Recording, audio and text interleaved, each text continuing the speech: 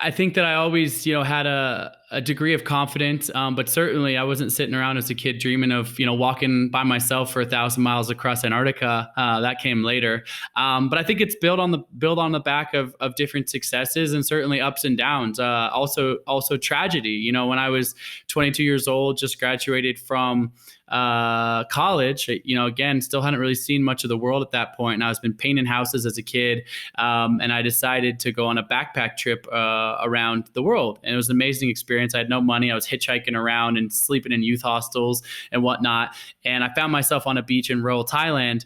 And in that moment, my life changed. There was some guys jumping a flaming jump rope. I was 22 years old at the time, maybe not a fully formed prefrontal cortex. And I decided flaming jump roping looked like some fun, which it was for an instant, up until the rope wrapped around my legs, excess kerosene sprayed the length of my body and lit me on fire to my neck. And I had to jump in the ocean to extinguish the flames, which saved my life, but not before about 25% of my body was severely burned. And as a young person, it was devastating, but it was compounded by the fact that I was in the middle of nowhere. I'm in Thailand. I'm on a tiny little island. Instead of an ambulance ride, I had a moped ride down a dirt path to a one-room nursing station. And I'll never forget the 8 surgeries I underwent there. I never forget the cat running around and across my chest in this makeshift ICU. I mean, I was in a bad place.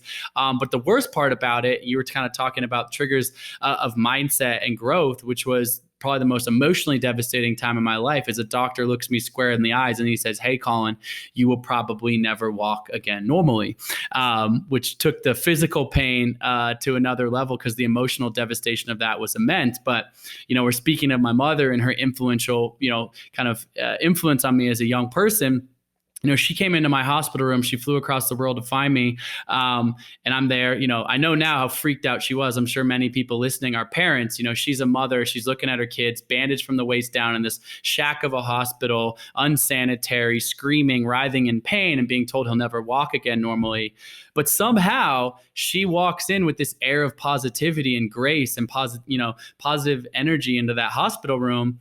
And she says to me, "I know you're in a bad place, Colin. Like, this is horrible. Like, I'm not going to try to hide from the fear of this, but I want you to do something for me. Close your eyes and visualize yourself in the future.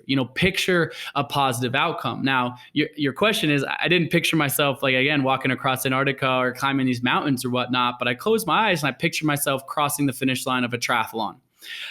Which is not something I'd ever done before. I was a collegiate swimmer at Yale, so I have a swimming background, but never biked or run or anything like that competitively. And I said, "Look, I can see myself crossing the finish line of a triathlon." And the next moment, I think, is probably one of the most fundamental shifting moments of my entire life, because my mom had a choice. She's looking at me. She's looking at a diagnosis. She's looking at me bandaged legs. And she easily could have said, "Yeah, I said set a goal, but like maybe something more realistic. Like, you can't walk." But instead, she didn't do that. She grabbed me tight, hold me close like a mother, and she says, "Great, I believe in you. I believe that you're going to make that visualization a reality in your life." And, kind of fast forward, it was a few months till I was taken out of that Thai hospital. Still hadn't taken a single step, carried on and off the plane, placed in a wheelchair when I got home. And my mother, she grabbed a chair from our kitchen table and placed it one step in front of my wheelchair. And she says, "Look, you need to take your first step." And so it was a couple of hours staring at this chair in front of me, while from my wheelchair, legs are still kind of bleeding, bandaged, bruised, very fragile. But I took that first step.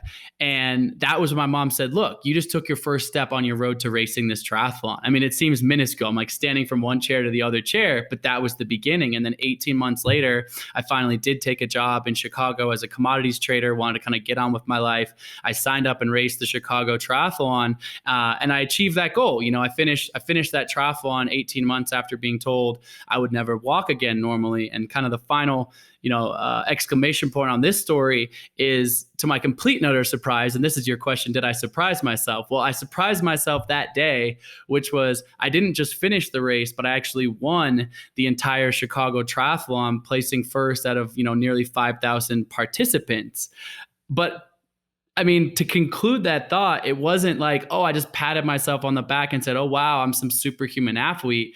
My mind, and this is something I think all of us can apply in our own lives, which is my mind went back to that Thai hospital and wondered what would have happened had my mom not forced me to look towards this future and set a measurable goal. And from that, I think I learned one of my life's most valuable lessons, which is not just me, but all of us, every person listening, yourself.